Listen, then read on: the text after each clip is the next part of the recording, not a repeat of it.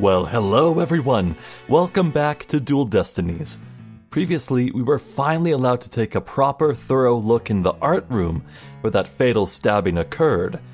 And, well, unless Bobby Fulbright goes and spoils the fun and tells Black Quill, I think we have some ammunition that'll surprise our prosecutor enemy, so looking forward to that, but unfortunately, some very shocking information came to light. It seems that Hugh O'Connor was bribing his way into this law school and to get good grades. And when the snitch, none other than Juniper Woods, told a professor about it, well, Juniper that very night saw Hugh O'Connor walking around with blood on his hands. Could be blood. Could not be blood, it could be red paint. He was walking out of an art room after all, but hard to say. So the eye of scrutiny is definitely upon Hugh O'Connor, but I don't know, there's just something off about all this. I guess we'll see. Well, let's begin. Were you able to sleep last night? Huh? Oh, sleep! Sure, I slept. For a grand total of 0 hours.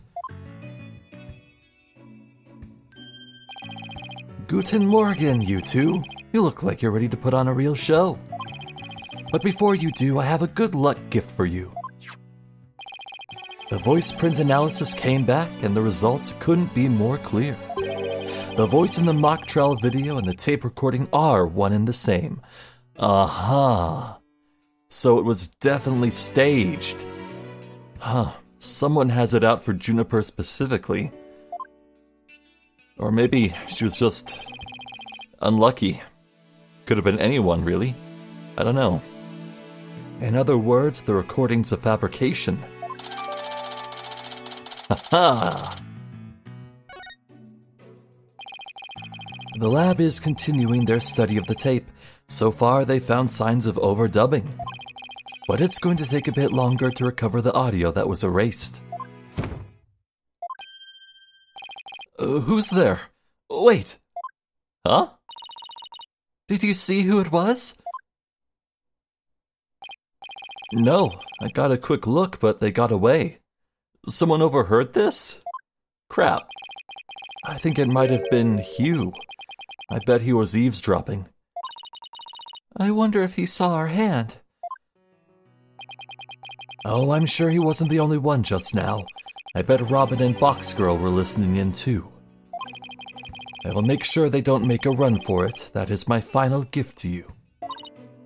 Okay, all that's left now is to reach out to the truth. Time for a mini Chords of Steel workout. I'm Apollo Justice and I'm fine. Your turn. I'm Athena Cykes and I'm fine. Hell yeah. October 26th, 10 a.m. sharp. District Court, courtroom number 4. You know, in my time zone, I always schedule my videos to go live at 10 a.m. sharp. What a lovely coincidence.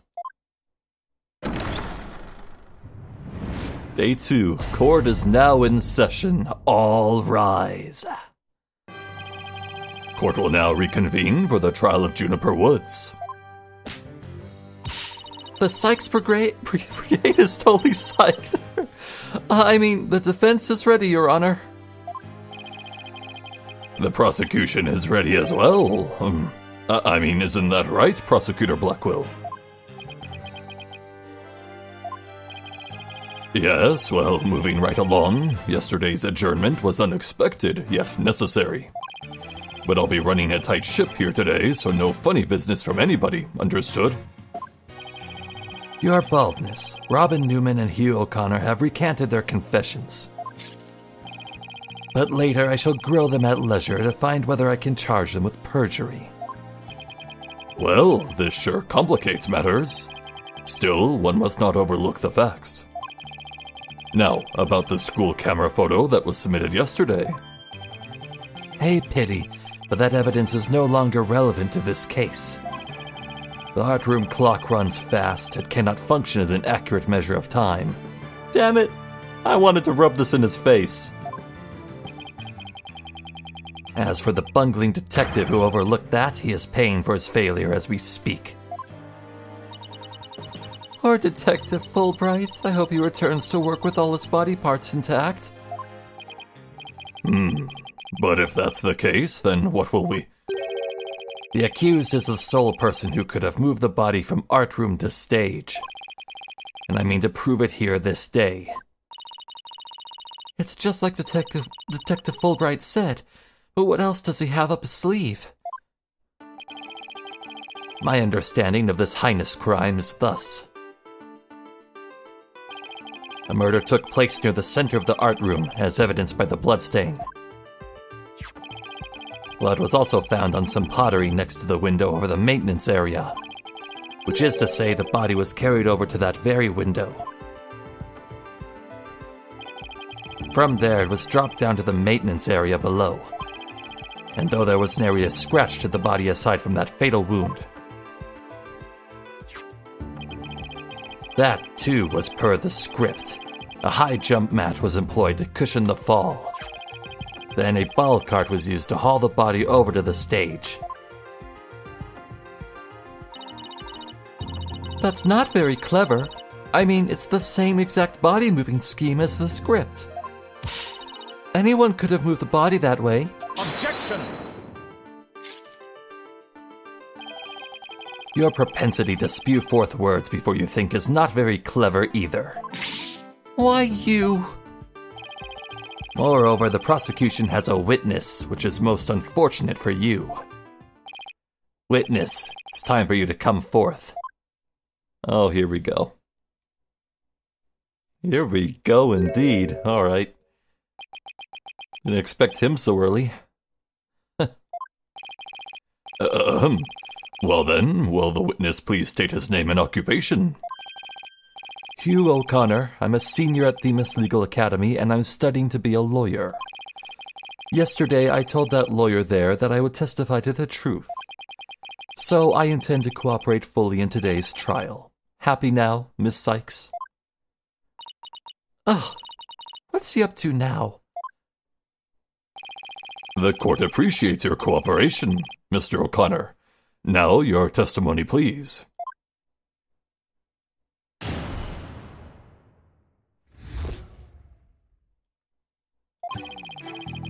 This will be good. The lecture hall was packed before the mock trial, but the rest of the campus was empty. That's when I saw Juniper dragging a large mat from behind the stage. I was watching her from a vantage point between the stage and the maintenance area. She was heading towards me, so I assumed she was on her way to the maintenance area. But I didn't have time to stand around and see what she did after that. That's all? That's it? Really? Alright. Really? That's all?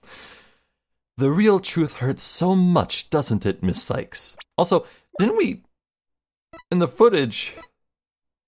didn't we see Juniper walk in front of the camera? Don't we have that as evidence? I don't think we do. No, we don't have that video as evidence, but... Huh. I think I recall her facing to the left, so she wasn't walking towards the audio control room, or where Professor Court was sitting, so... Or maybe you thought I was going to bring up something else entirely against your client. Oh, never a snappy comeback when I need one. He's coming straight at us today using any means possible. To protect the students who had to climb up high when setting up the stage, a mat was brought over to the stage from the storehouse. Our client is the student council president. What's wrong with her taking it upon herself to put the mat away after they'd used it? Objection! Oh, there is plenty wrong. There is but one mat in the entire school that could cushion a fall from such lofty heights. Ergo, the mat in question was indispensable to moving the body.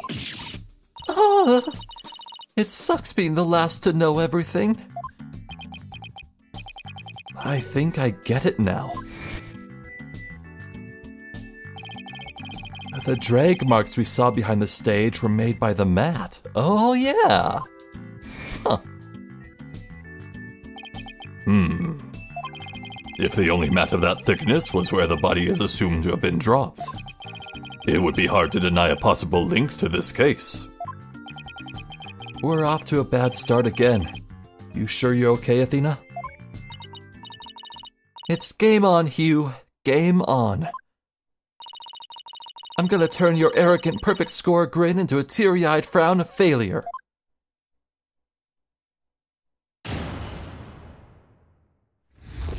Well, let's take this step by step, as always. The lecture hall was packed before the mock trial, but the rest of the campus was empty. Hold it! Hold it, hold it, hold it right there. What? I was just getting to the important part. Eager to unsheath your blade, Cykes Dono? Your heavy breath heaves to where I stand. Objection! Oh, how rude! A human's breath doesn't travel anywhere near that far. So the only issue is distance. You're not denying that you're a heavy breather?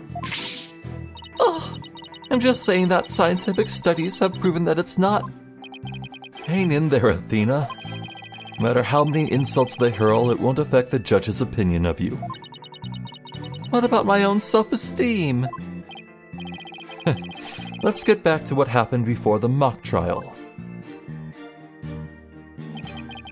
That's when I saw Juniper dragging a large mat from behind the stage. Hold it! Our client was simply putting the mat away. It had nothing to do with this case. Objection! That is where you are wrong. There is but one mat in the entire school that could cushion a 3-story fall. Hence, the mat dragged by the accused was essential to moving the body. Ugh. If you win this one, I promise to donate another thick mat to the academy. Now, show me how to show you the truth. You'll have my full cooperation. I was watching her from a vantage point between the stage and maintenance area. Hold it! Mr. O'Connor, are you positive you were standing exactly where you said? I was between the stage and maintenance area, and she was behind the backdrop. Uh-huh.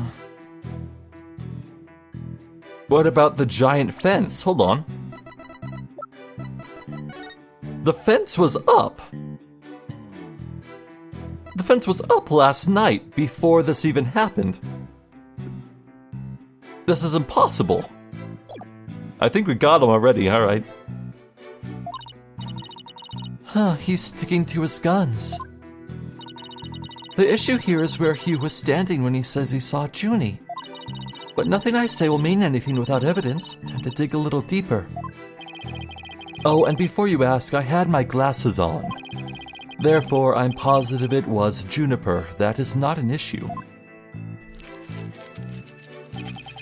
She was heading towards me, so I assumed she was on her way to the maintenance area. Hold it! You shouldn't assume anything. It only shows that you're not positive. Objection!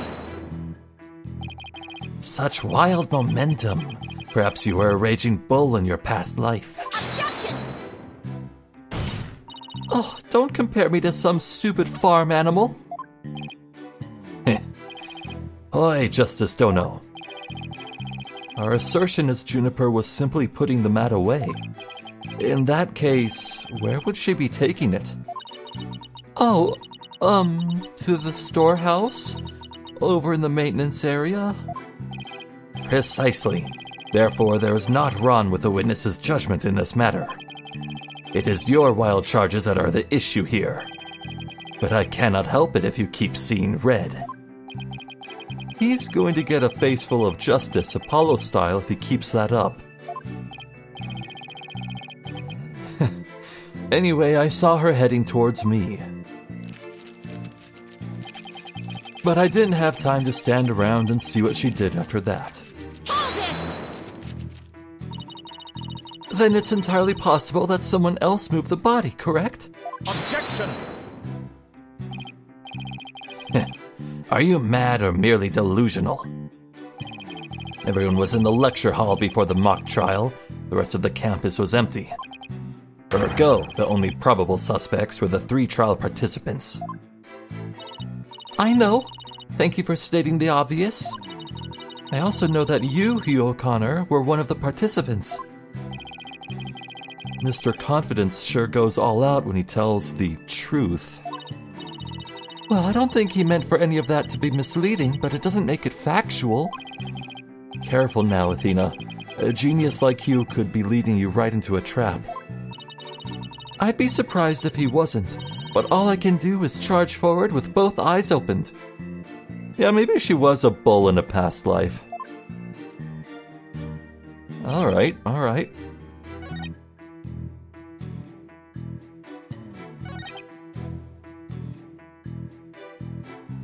Watching her from a vantage point between the stage and maintenance area, I think this is the lie, which means Hugh believes that the place he was actually standing is incriminating in some way, but how could that be possible?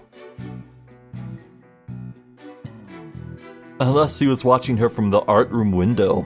Ooh, that's a possibility.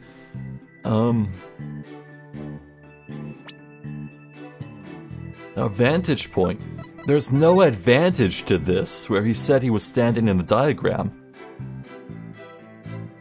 You see there, between, like the second person from the left, the first being Aristotle Means, that worker in the black shirt, that's probably what I'm imagining Juniper would have looked like as she dragged the mat.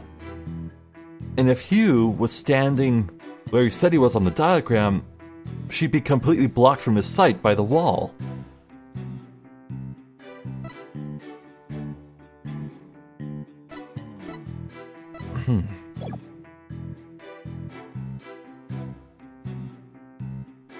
I think it's this. Objection! Hell yeah. So, you saw the back of the stage from between the stage and the maintenance area? Well, let's take a look at this photo taken by Miss Scuttlebutt, shall we? This photo shows the students setting up the stage the day before the mock trial. Do you see the big construction screen to the right of the stage in the background here? Why, yes. In fact, there was a bunch of those next to my house until a few days ago, too. It was so noisy behind there, but I couldn't take a peek. Oh, how it piqued my interest. Exactly, Your Honor. You cannot see past such screens. That is their purpose. Now, let's see. How exactly is that screen positioned again? Aha!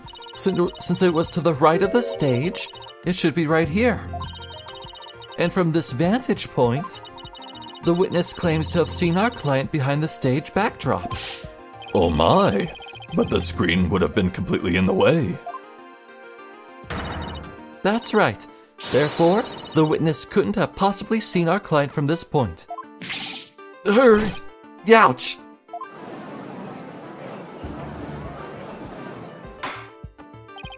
Order!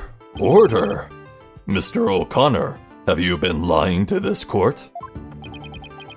The screen. Right. Must have slipped my mind.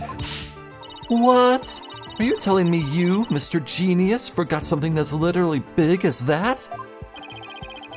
There are 2 kinds of memory lapses. The normal kind you mouth breathers have. Hey. And the genius level lapses of memory that people like me have. Why don't you just admit that it was a normal everyday brain fart already? I love that term, brain fart. Will the witness now please restate what he remembers minus the lapses of memory? That's easy. I was on the other side of the screen. In other words, I witnessed Juniper from the stage side of the screen. Objection! You are testifying that our client was behind the stage. But I need to remind this court the back of the stage is not visible from the front. to actually see our client behind the stage from the stage side of the screen, the witness himself would also have to be in the same area behind the stage. But in that case, our client would have definitely seen Mr. O'Connor. Ouch! Nice one, Athena. Keep it up. Objection! Uh-oh. All right, golden boy. Is this not your chance? Telling the truth will be like a weight lifted from your chest. Oh. Oh, all right. The truth? What truth? The fact that golden boy here was where he initially stated.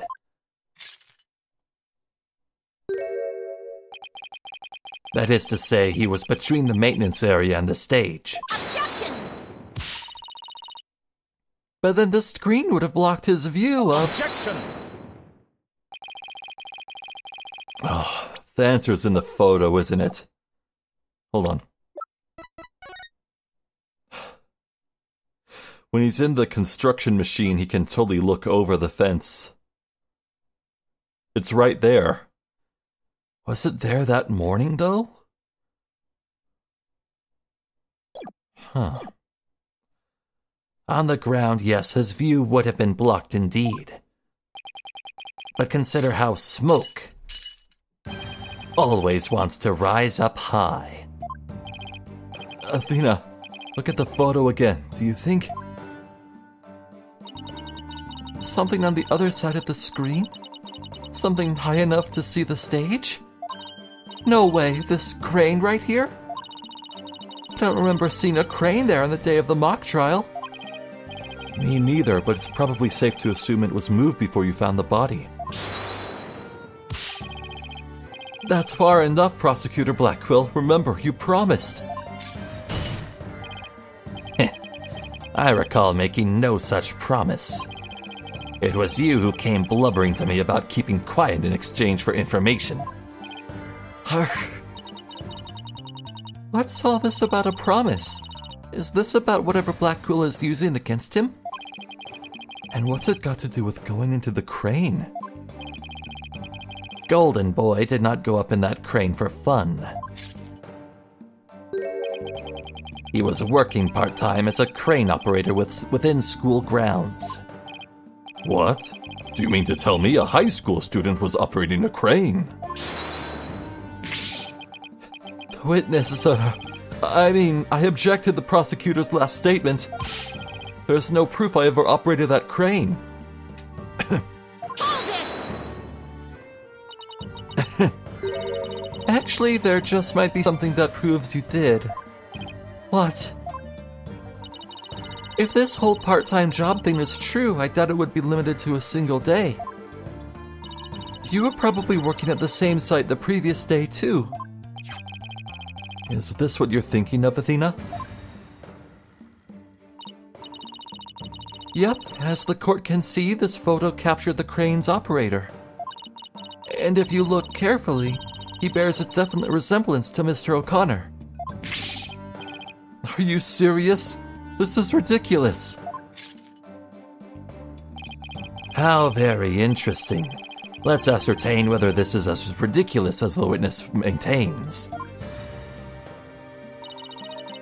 The defense agrees with the prosecution.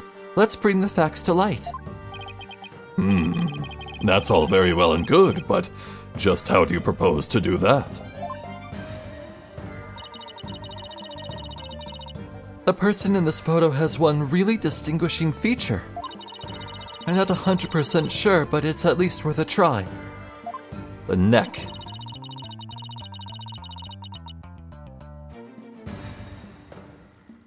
His neck?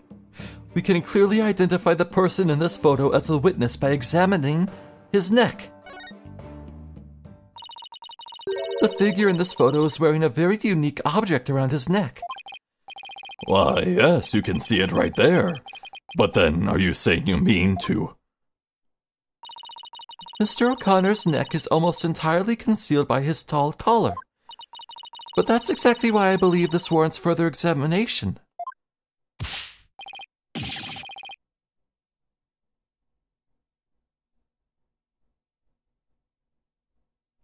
waiting.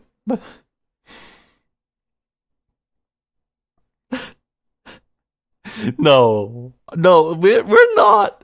No, hold on. No.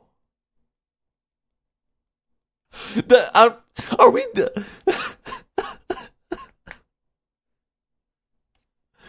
Okay, hear me out. So we had this whole big deal with Robin Newman posing as a boy, revealed to actually be a girl. Is it Hugh as well? Is he wearing the collar to like hide a potential lack of Adam's apple while wearing like a construction shirt? Is that what's going on? Hold on. Where are we going with this? No, not a chance. That would be a blatant violation of my privacy. You are a disgrace of a man. Now start unbuttoning that collar before I hack it off. Disgrace of a man, you say? Yeah, what's the big deal? Now let's see your neck.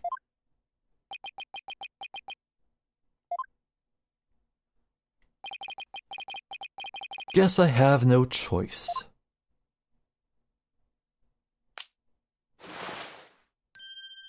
Wait, it's a friendship bracelet! Right? Is that what that is? Clasped hands? Oh my. So, where did you buy that neckband, if I might ask? I didn't buy it. It's handmade and there's only one like it in the world.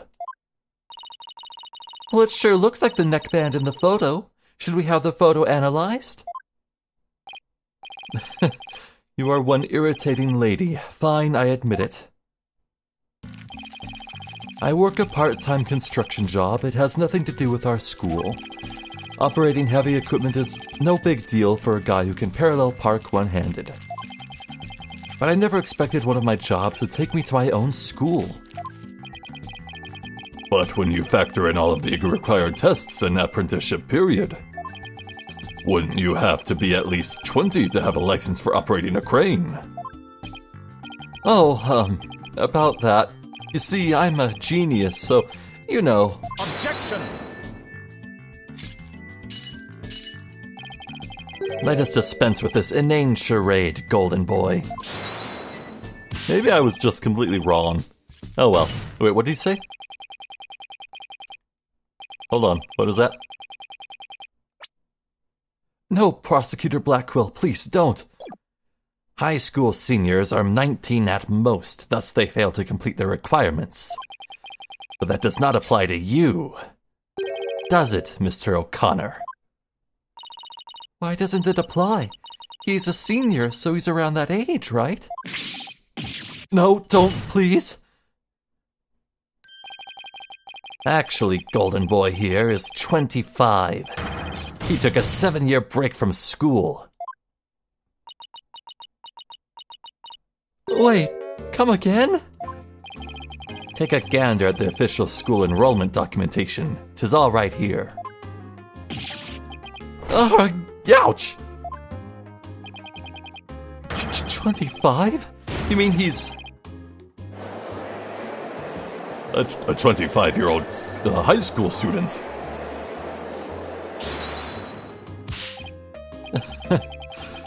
Seven-year break, 7 years. I've just one thing to say. There are two kinds of 7-year breaks. The ordinary kind you mouth breathers take. And the genius kind people like me take. Objection! But a genius would quickly become a chore for a 7-year break. What? A genius would quickly become a chore? For a 7-year break? That does not make sense grammatically. What? I think you have that backwards, Athena. Oh, okay. Even geniuses make mistakes. I just happened to make mine only 7 years in a row. Only Hugh could get away with using only like that. Enough of this jibber-jabber. Suffice to say, the witness was up in the crane when he saw the accused dragging the mat. The accused readied all she needed to move the body immediately prior to doing so. That much is clear. I see no need to deliberate the matter further. Considering that the body was moved in the same manner as in the script, I find Prosecutor Blackwell's claim to be quite persuasive. Does the defense care to dissuade me?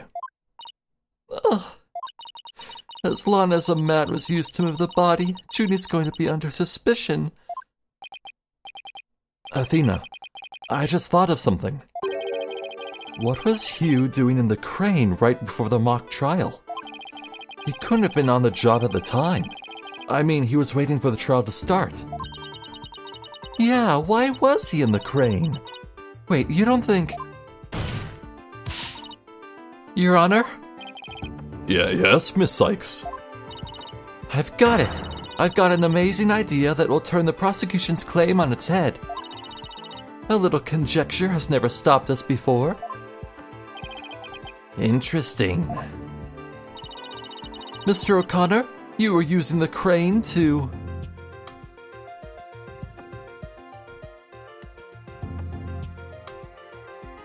Yo...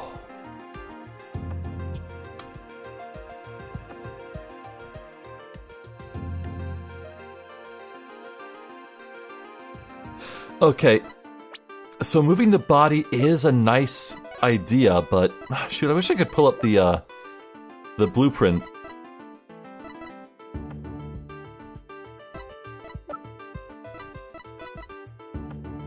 Alright, I guess this will do. So, we know that blood got on the pottery, but it's at the far window at the end of the room, facing the equipment storage. In order for that to make sense, the blood splatter on the pots, as it was, the body was presumably lifted up and carried over it.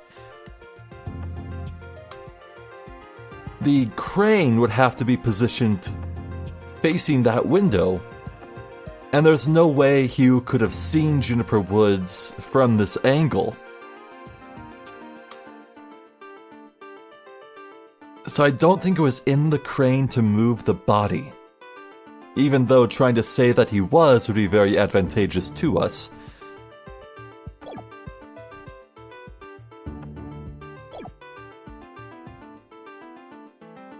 But move the screen. Well...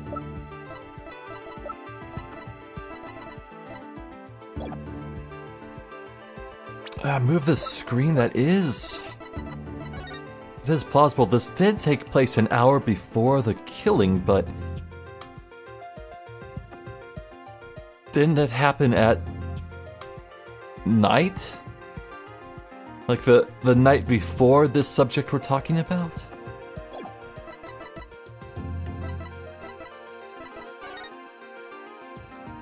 October 23rd, what day was that? Ah! Right, it was the PM. It was the night before.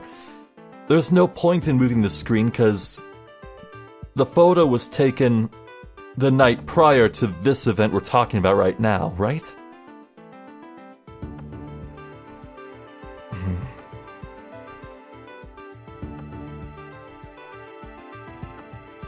Marks indicate wrists were bound. That is a puzzling piece of the mystery, isn't it? We don't know a single thing about why the wrists were bound.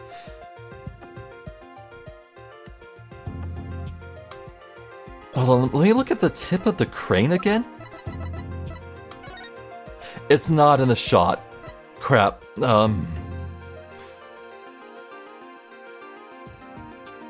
At any rate, it looks like the tip of the crane is equipped with the right tip to handle carrying rope.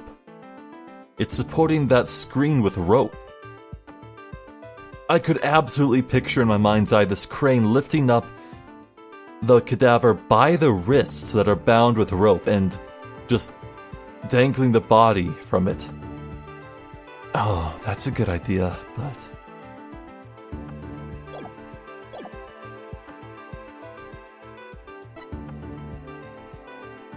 I've completely disregarded talking about moving yourself, but that just seems absurd.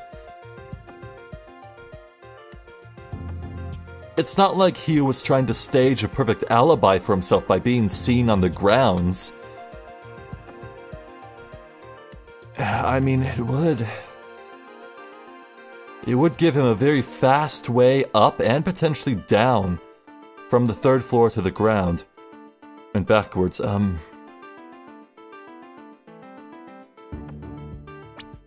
I can't picture someone...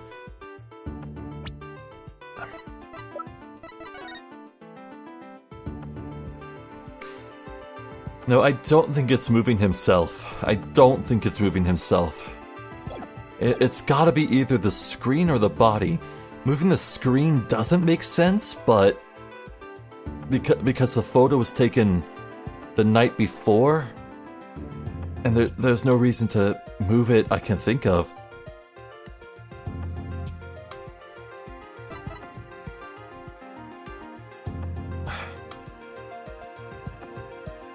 Is there any hard proof the mat was used? I don't think there is. I think that's just conjecture.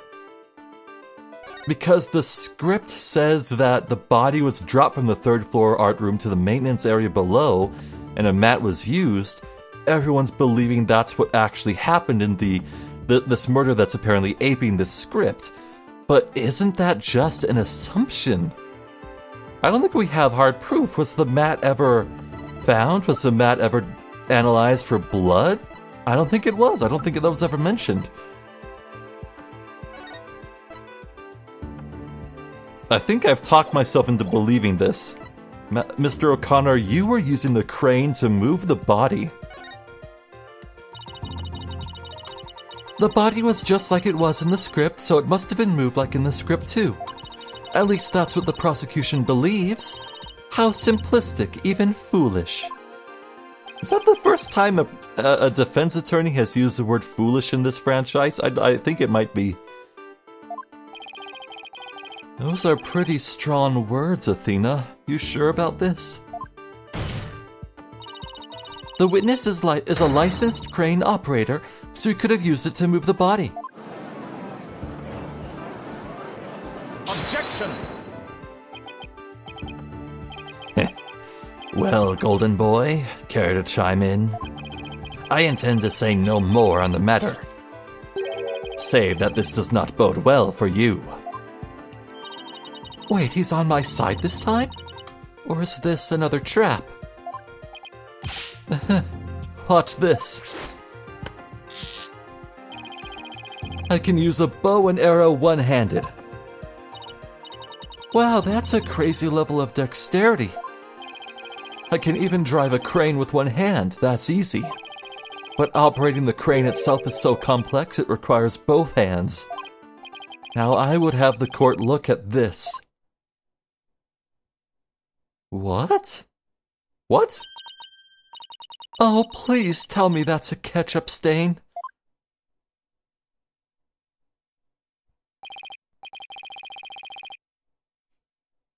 So the bloody hands that Juniper saw, the blood was his own?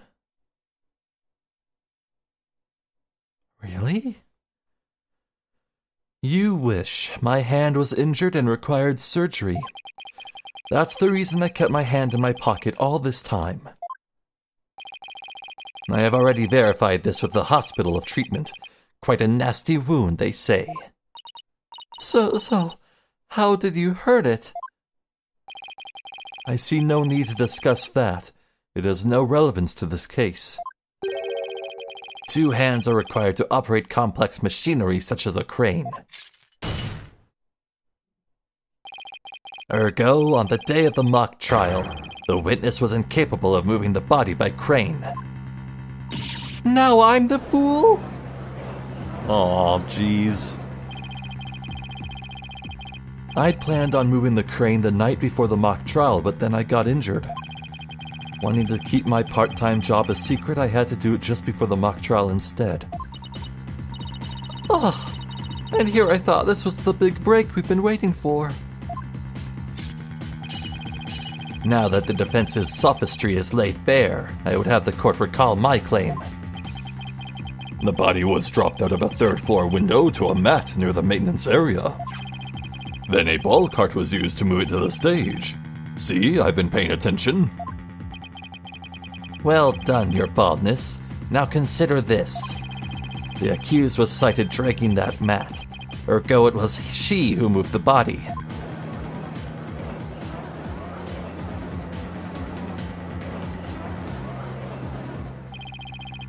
Well, I think you were on the right track, Athena. You do?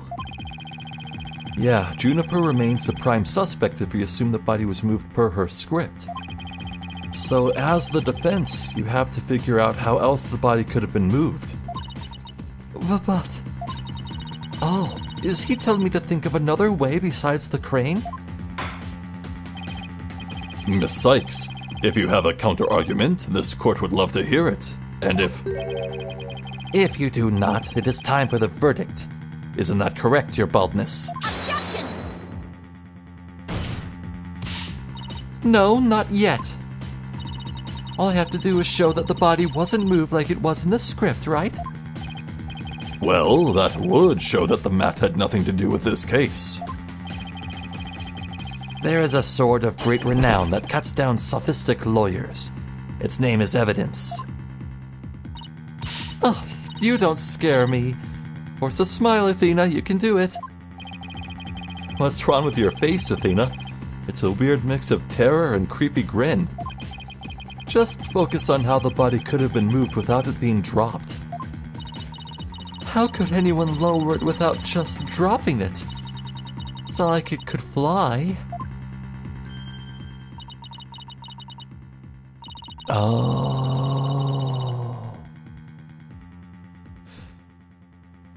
Or maybe it could. After all, there is a way to zip between the art room and the stage.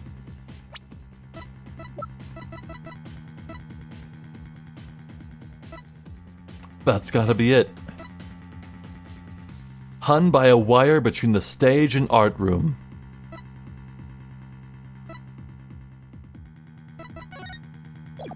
I'll be the crank. Yep, alright.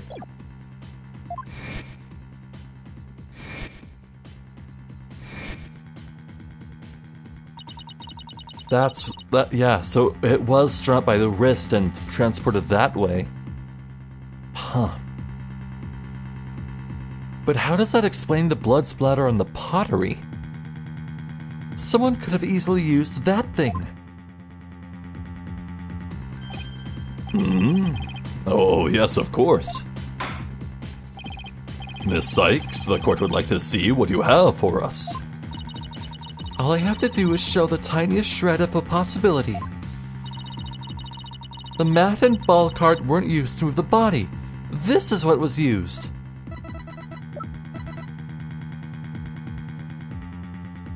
Wrapped in the blanket?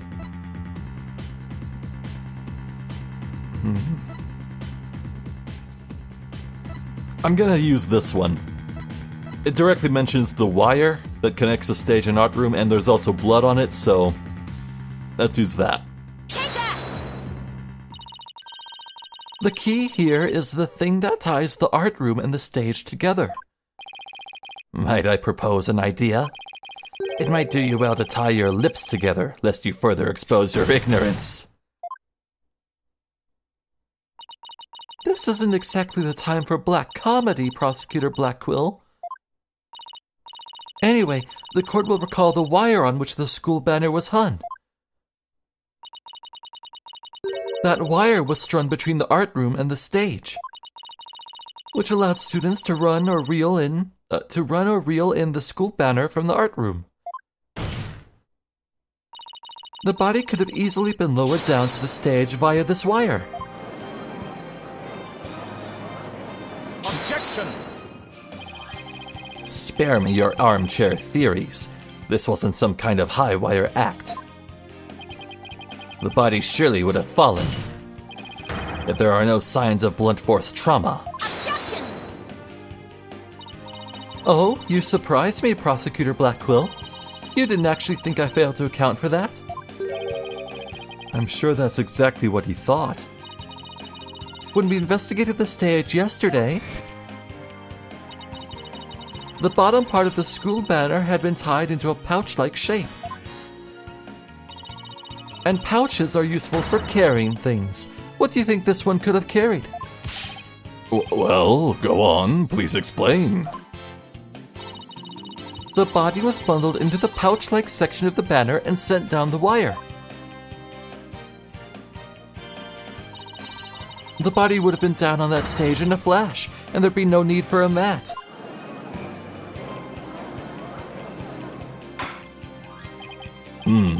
I've heard the phrase carrying the banner, but the banner doing the carrying. Objection! I've no patience for you and your cheap parlor tricks. Your claim is as shaky as a corpse performing that absurd high wire act. If you have an actual objection, then just come out and say it.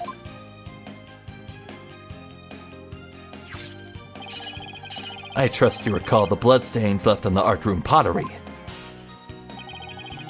If the wire had been used to move the body, it would have to be via the window above the quad, the one with the winch. However, the bloodstained pottery was next to the window above the maintenance area.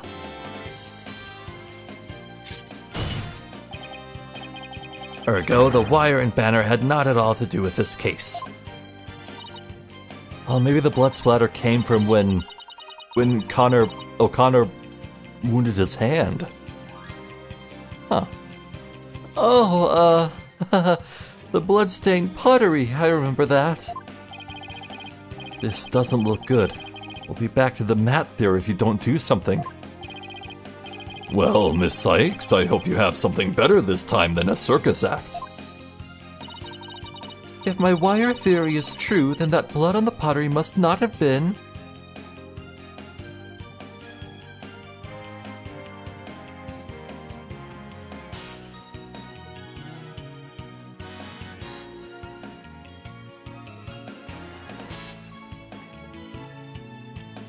the victim's blood. Yeah, I think it's Hugh's blood. Maybe it's not the victim's blood. Did the police check to see from whom the blood on the pottery came from? Shame on you, Cykes Dono. Have a little more respect for the constabulary.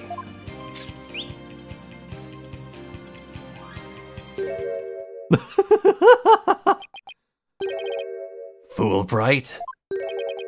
Looks like they didn't check it. Don't let it get you down, Prosecutor Blackquill. Everyone makes mistakes. Spare me your cheek. We will know not either way till the tests are run. True, but in the meantime, I'm going to press my claim as far as I can. Your baldness. I demand that the blood on the pottery be analyzed this instant. Of course. It shouldn't take long to get the results back.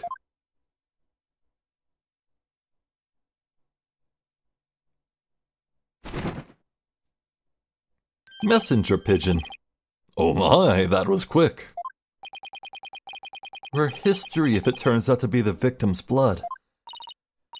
Please, please let it be someone else's.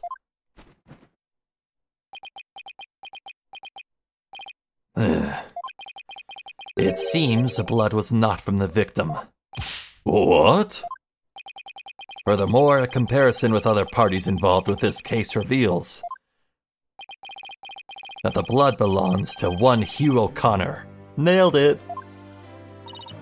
Score!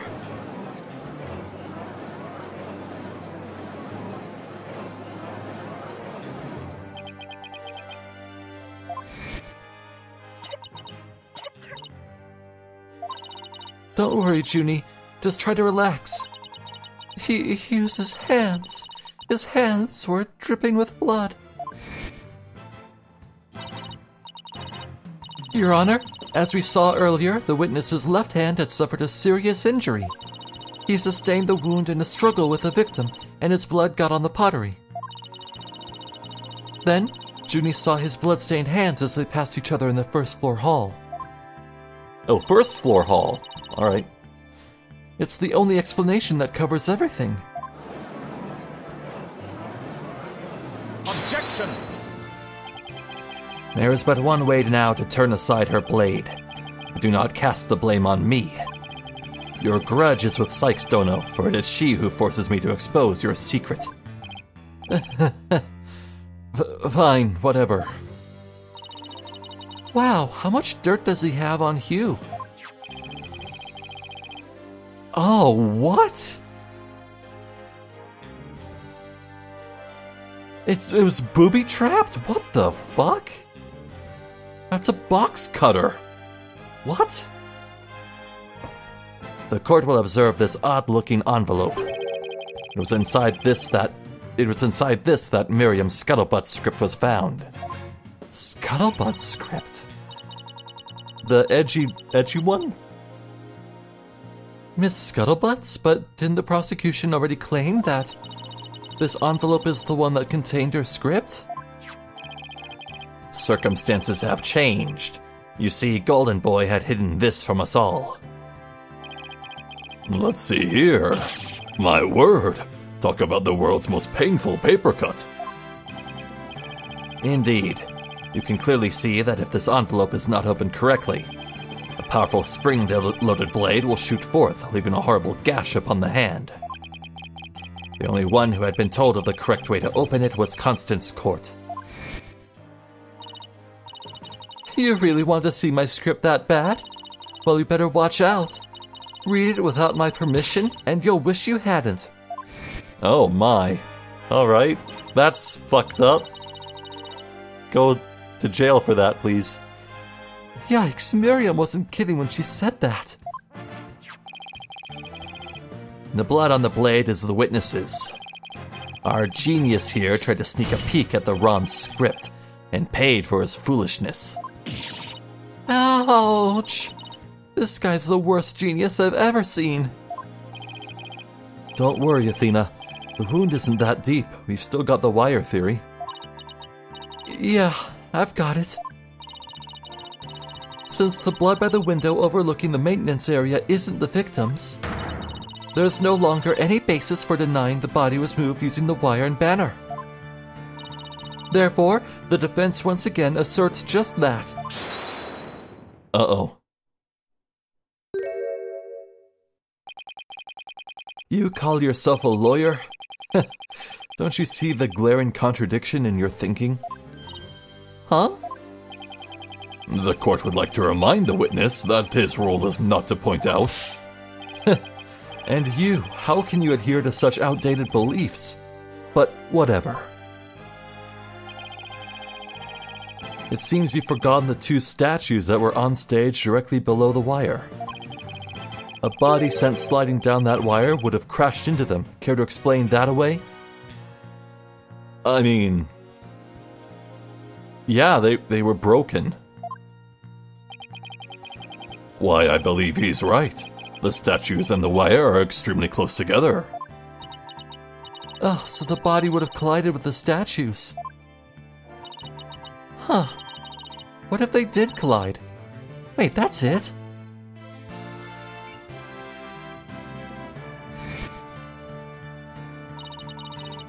Speaking of those statues, we still don't know how they were broken.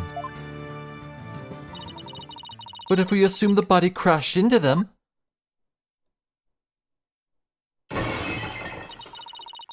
that would also explain that loud sound we heard while we were in the waiting room.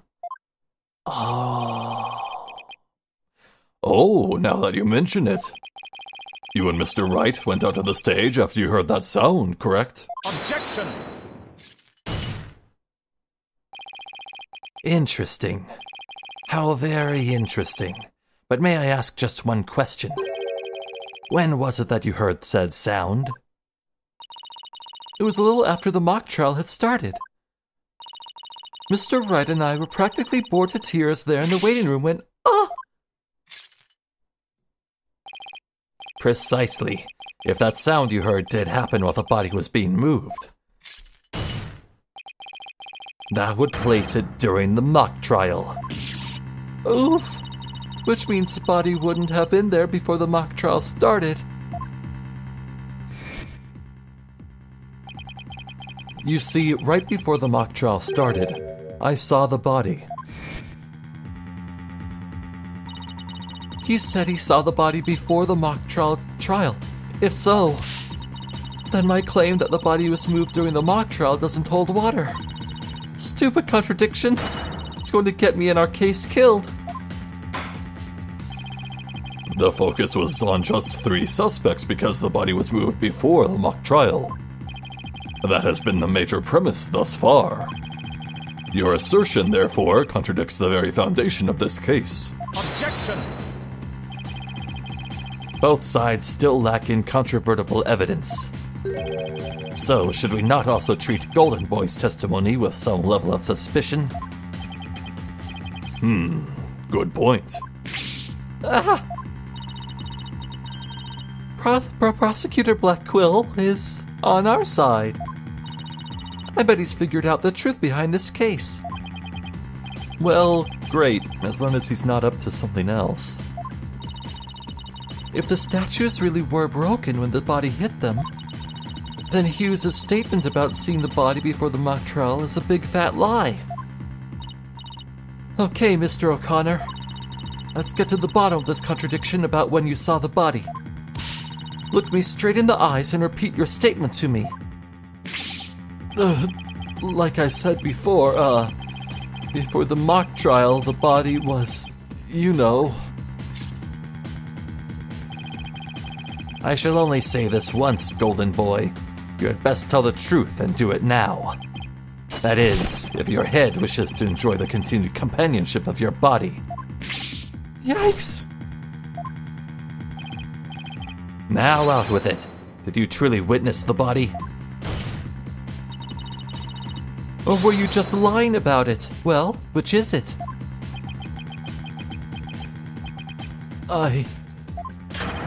You what? I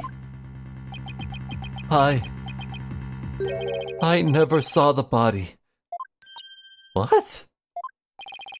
Are you sure about that? Lie to this court again, and I'll charge you with perjury. There was no body on that stage. I've been lying about that this whole time. I'm sorry. Whoa. I did not see that coming. Yes, we've exposed Hugh's lie, a big fat lie for what it is. Why would he lie about this to begin with?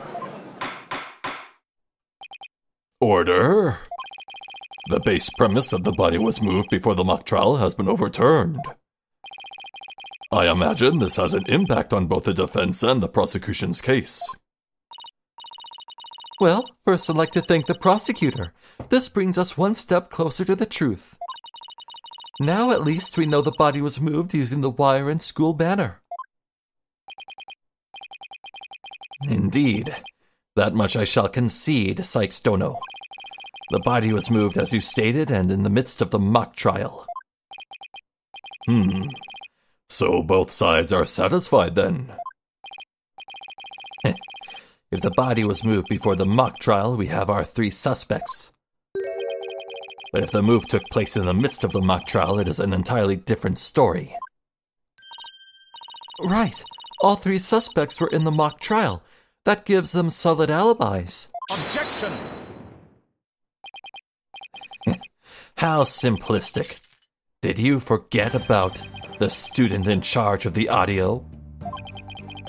Amidst the mock trial, she was the one soul who could leave and re-enter the lecture hall.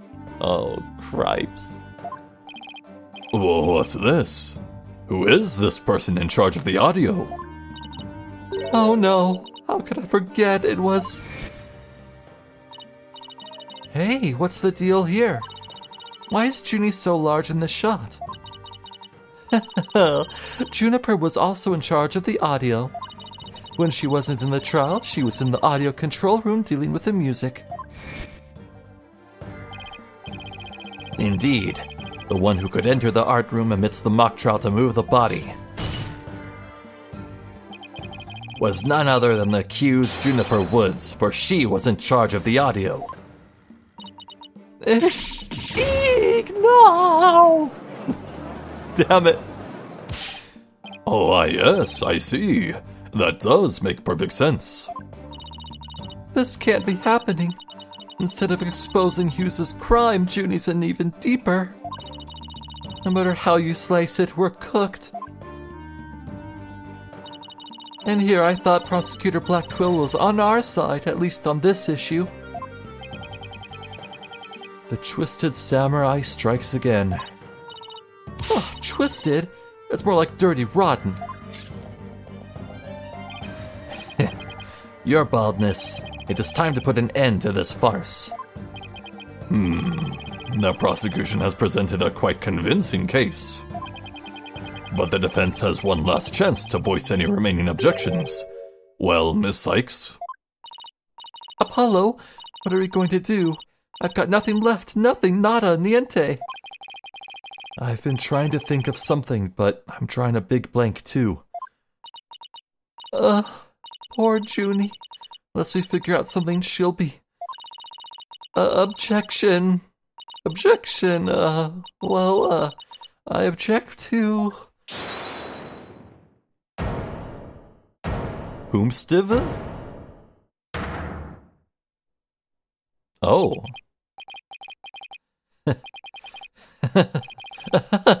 Stop right there. All ears to me. It's time you heard about the rare genius of Hugh O'Connor.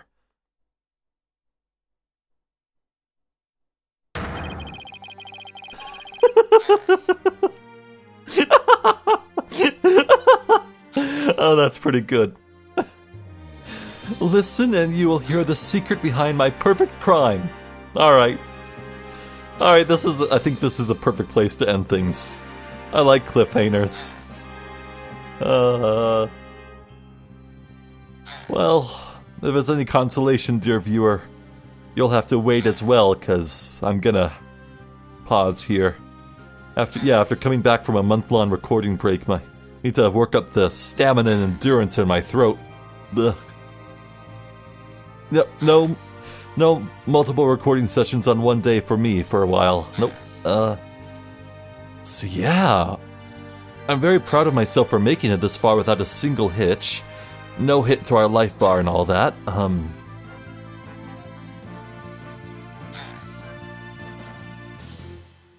Yeah, I think I thought things through quite well. And I'm very proud of that, considering, my month-long break. I thought for sure I'd run into a lot of trouble, like, I should have remembered that, but I took a no. I'm doing fine. So far. I may have just jinxed myself.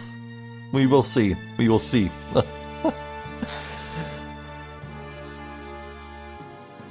I do like this interesting angle of all three of the potential suspects having a potential alibi.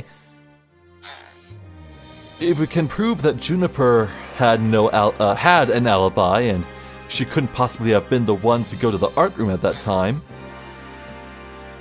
well, I'm not sure, but I think we're kind of beginning to steer this in the direction of pointing fingers at Aristotle means. I suppose we'll have to see. Okay, this wood creaking sound effect is actually kind of getting on my nerves, so I'll hurry up and end things here. I'm Zephyr the Jester. There's been more Dual Destinies. Thank you for watching, and hopefully I'll catch you next time. So until then, please take care.